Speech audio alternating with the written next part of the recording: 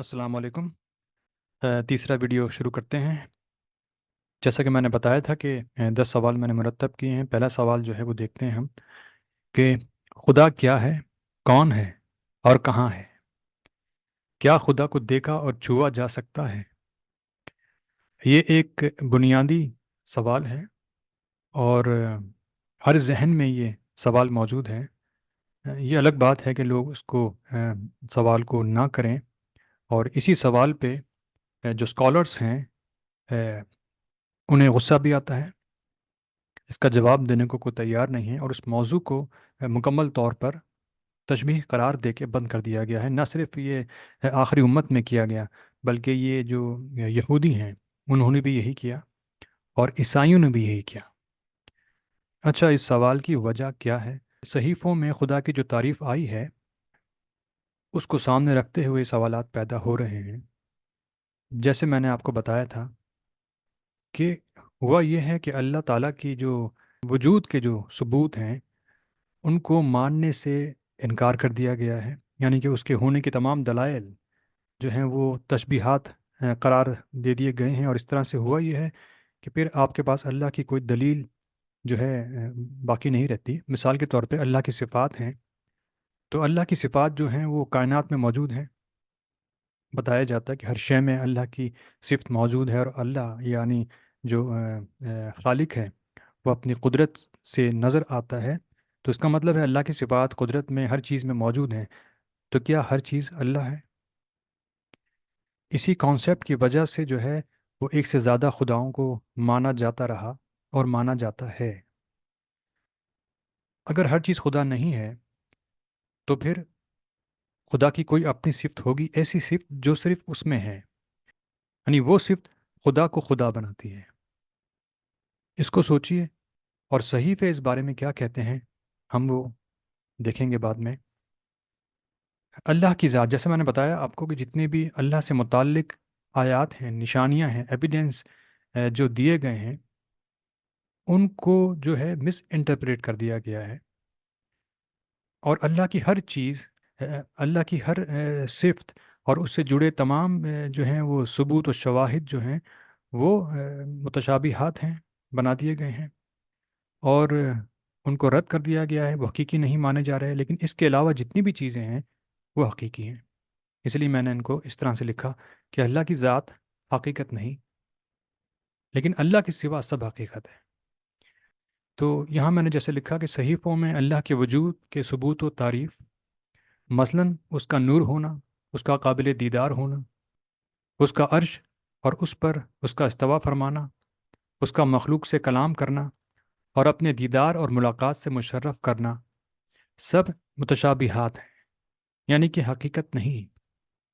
इससे साबित होता है कि खालिक कायनात में वजूद नहीं रखता, इसलिए खालिक हकीकी नहीं। यानी कि आप अगर यूनिवर्स में घूमें तो कहीं अल्लाह आपको नहीं मिलेगा, कहीं अल्लाह से आपका सामना नहीं होगा, कहीं अल्लाह से आपकी मुलाकात नहीं होगी।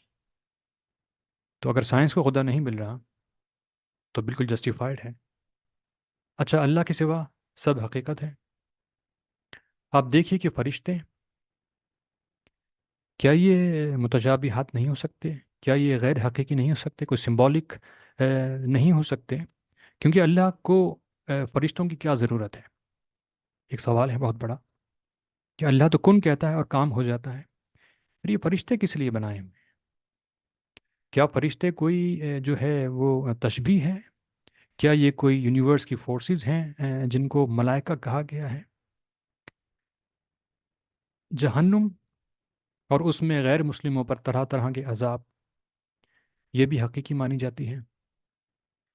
हालांकि एक ये बात भी सामने सोचने की है कि अल्लाह ताला रहमान है, तो क्या वो हमेशा हमेशा का अजाब किसी को दे सकता है? वो भी एक 70-80 साल की ज़िंदगी के गुनाह जो हैं उनकी सज़ा हज़ारों हज़ारों साल, कुछ ये जस्टिफाइड महसूस नहीं होता। क्या यहाँ भी कोई सिंबॉलिज्म है? क्या ये मुमकिन नहीं कि ये जहन्नुम को हकीकी मानना, ये जो स्कॉलर्स हैं वो किसी बोझ عداوت اور نفرت کی وجہ سے تھا، یعنی کہ ان کے دشمنوں کو سخت عذاب ملے گا، ان کی کھالیں کھینچی جائیں گی، کیونکہ شاید وہ ان کی اپنی دلوں کی خواہش ہو کہ ایسا ہو، لہٰذا وہ ان تمام عذابوں کو ریئل مان رہے ہیں اور اپنے دشمنوں کو ڈرا رہے ہیں اس سے، اور اسے شاید تسکین محسوس کر رہے ہیں کہ کس طرح سے ان کے دشمنوں کو جو ہے وہ آگ میں جلایا جائے گا اور کس طرح سے ان پر عذاب ہوں گے۔ اچھا، اپنے لیے مسلمانوں کی جنت اور اس میں طرح طرح کی نعمتیں، حور ہیں سب سے بڑا، وہ سب حقیقی ہے۔ حالانکہ یہاں پہ حور ایک بہت کنٹروورشیل جو ہے وہ ایک ٹاپک ہے، بہت سے لوگوں نے اعتراض کیا ہے، تو کیا یہ کوئی تمثیل نہیں ہو سکتی؟ یعنی اپنے لیے ساری چیزیں جو ہیں وہ حقیقی ہیں، وہ ملیں گی، اور انہی کے لیے جو یہ ہیں آخری امت کے لوگ جن نیکیاں کر رہے ہیں، یہ عبادت کر رہے ہیں، اور انہی کے لیے یہ مسلمان ہیں، کیونکہ جنت میں جانا ہے۔ اور یہ سوچ رکھا ہے لوگوں نے غالباً کہ جنت میں بھی جو ہے وہ کرپشن ممکن ہے، اور یہی وجہ ہے کہ وہ جیسے بھی مسلمان ہوں، کرپٹ ہوں، جو کچھ بھی کیا ہوگا، محمد صلی اللہ علیہ وآلہ وسلم ان کو جنت میں داخل کرا ہی دیں گے۔ جیسے دنیا میں جو کچھ کام ہو رہے ہیں اس طرح وہاں پر بھی چل جائے گا، تو تمام مسلمان آخر میں جنت میں جائیں گے، لیکن باقی لوگوں کا کیا ہوگا؟ کیا وہ ہمیشہ ہمیشہ وہاں رہیں گے دوزخ میں، جلتی آگ میں؟ یہ ان باتوں کو کبھی ایکسپلین نہیں کیا گیا۔ بہت سے باتیں ہیں جو جن پر کوئی تحقیق یا جن پر کوئی اس طرح کے جو ہے کوئی انفارمیشن کلیکٹ نہیں کی گئی ہے اہل کتاب سے یا تمام کتابوں سے۔ جیسے روحوں کے مسئلے ہیں کہ روح قبر میں رہتی ہے یا آسمانوں میں چلی جاتی ہے۔ جب فرشتے روح کو نکال کے آسمانوں میں لے جاتے ہیں تو پھر قبر میں سوال و جواب کا پھر کیا لاجک ہے کہ روح واپس لے کے آتے ہیں، پھر قبر میں واپس ڈالتے ہیں، پھر یہ ہے کہ روحیں اوپر جاتی ہیں تو کیا وہ آزاد ہوتی ہیں، کیا وہ نیچے آ سکتی ہیں؟ دنیا میں جو روحیں بھٹکتی نظر آتی ہیں تو وہ دنیا میں کیسے آ گئی ہیں؟ ان کا کیا لاجک ہے؟ یا وہ روحیں نہیں ہیں، وہ کوئی دھوکہ ہے، یا وہ جنات ہیں؟ مطلب یہ تمام معاملات جو ہیں اب تک سالو نہیں ہوئے ہیں، اور تمام لوگ اپنے اپنے گیس ورک لگا کے تو پوری کہانیاں بنا چکے ہیں۔ خیر، تو آپ دیکھ رہے ہیں کہ خدا کے علاوہ جتنی بھی چیزیں ہیں وہ حقیقی ہیں۔ یہ شراب، خدمت گزار کمسن غلام جنت میں ملیں گے۔ یہ کون ہوں گے؟ بتایا جاتا ہے کہ یہ وہ غیر مسلم جو بچے مر جاتے ہیں وہ جنت میں جو ہے غلام بن کے آئیں گے، یعنی جنت میں بھی جو ہے غلامیت ختم نہیں ہو رہی۔ اب یہ ایک بچہ جو مرا، اور کہتے ہیں کہ جو بچہ پیدا ہوتا ہے وہ مسلمان ہی پیدا ہوتا ہے، یہ سب مانتے ہیں، یہ تمام لوگ کہتے ہیں، تو جب وہ مسلمان ہی مرا ہے تو غلام کس لیے بنے گا؟ سوال یہ ہے، تو کیا تمام بچے جو مر جاتے ہیں چاہے وہ مسلمانوں کے ہوں وہ سب وہاں پہ غلام بن کے سامنے لائے جائیں گے؟ یہ سوچنے والی باتیں ہیں۔ اور اس کے علاوہ تمام نعمتیں وہ سارے کی ساری حقیقت ہیں۔ اللہ اور اس سے ریلیٹڈ ساری چیزیں جو ہیں وہ غیر حقیقی ہیں۔ اگر آپ تمام چیزوں کو سوچیں گے تو یہی نتیجہ نکلے گا۔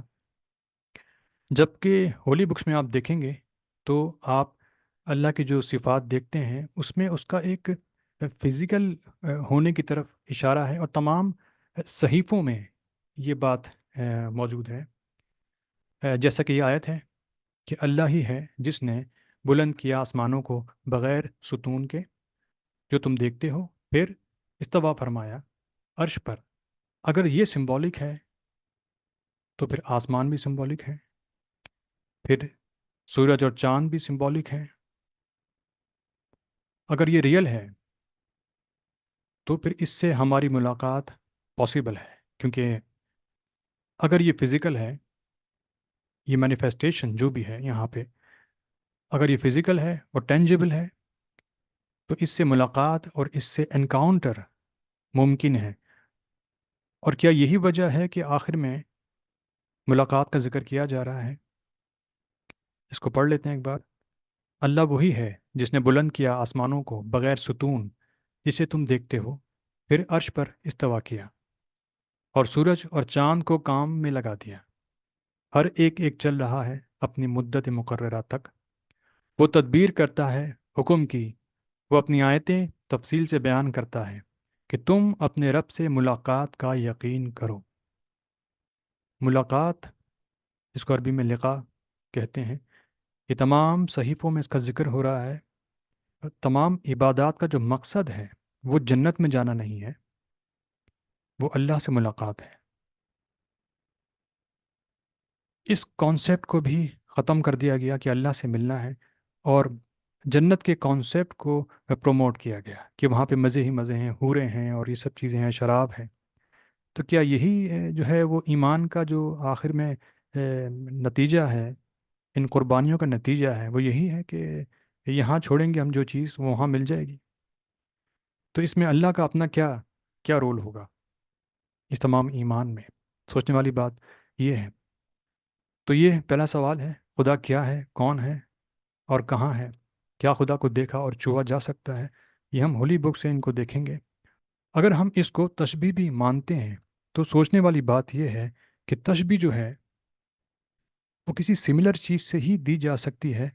کیا آپ سورج کی تشبیہ کسی کیوب سے دے سکتے ہیں؟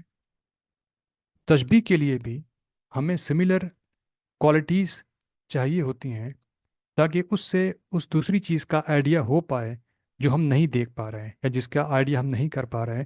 تو اس سے ملتی جلتی صفات رکھنے والی چیزوں کو ہم بطور تشبیہ یا بطور شبیہ پیش کرتے ہیں۔ اچھا، ہولی بکس میں یہ بات بھی لکھی ہے کہ اس کی کوئی شبیہ نہیں۔ جب کسی چیز کی کوئی شبیہ نہ ہو، یعنی کہ اس جیسا کچھ ہے نہیں، تو آپ اس کو کسی چیز کے تھرو ریپرزینٹ کیسے کر سکتے ہیں؟ سوال یہ ہے۔ آپ اسی چیز سے اس کو کریں گے جو اس سے ملتی جلتی ہوگی، اس سے مماثلت رکھتی ہوگی، وہ صفات کم از کم اس میں ہوں گی جس کو دیکھ کر آپ ایک آئیڈیا لگا سکیں۔ تو اگر اس جیسا کچھ بھی نہیں ہے یا کچھ بھی نہیں تھا، تو سمپلی یہ کہا جا سکتا تھا کہ اس جیسا کچھ بھی نہیں ہے، اس کی کوئی سملیرٹی نہیں ہے، تو اس کو نہ سوچو، وہ ایک ذات ہے، بس اتنا کافی ہے۔ تو میرے خیال سے اس میں نہ کوئی کنفیوژن ہوتا، نہ کوئی لوگ اس میں جو ہے وہ کچھ سوچ پاتے، نہ ہی لوگ اس میں جو ہے کوئی انویسٹیگیشن کر پاتا، سب کچھ بند ہوتا کیونکہ کوئی آئیڈیا ہی نہیں تھا۔ لیکن آئیڈیاز دیے گئے، کیوں؟ سوال یہی ہے کہ آئیڈیاز کیوں دیے گئے؟ اس ویڈیو کا خاتمہ میں ایک سوال سے کرتا ہوں۔ آیت ہے کہ ایک کتاب جسے ہم نے نازل کیا تمہاری طرف مبارک ہے، تاکہ وہ غور کریں اس کی آیات پر اور تاکہ صاحب عقل سمجھیں۔ سوال یہاں پر یہ ہے، جب قرآن کی تمام آیات کو سنت، احادیث اور فقہ وغیرہ نے مکمل طور پر واضح کر دیا ہے، تو ہم تدبر کس چیز پر اور کیوں کریں؟